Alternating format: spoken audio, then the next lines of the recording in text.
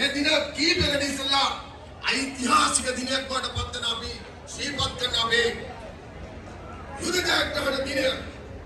එදා මල් ටිකක් අරන් ගියාම ඒ මල් ටික යාදනේ අපේ ඉන්නේ රණ්ඩුවට තියලා වදින්න මල් ටික තියන්න දුන්නේ රට.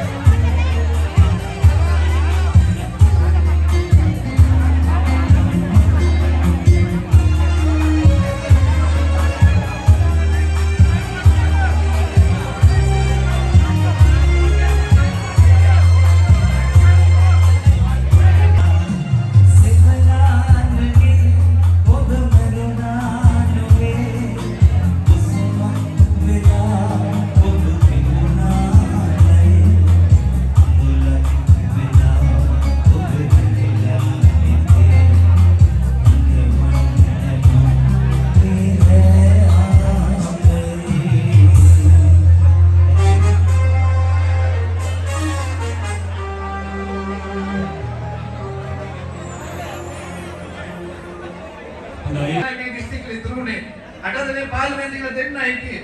ඉතින් අපි 2:50ට ඇවිත් වෙලාවේ හිටියා වගේම දිනන මොහොත ඉතින් හැම මොහොතකම මේකල්ද ජනතාවත් එක්ක ඔබතුමා වෙනුවෙන් පෙනී දෙනවා කියන එක මතක් කරගෙන ඔබ සියලුනා කරන සුබානාගත පාර්ශ්වනා බොහොම හිටපු පාර්ලිමේන්තු මන්ත්‍රී හරිත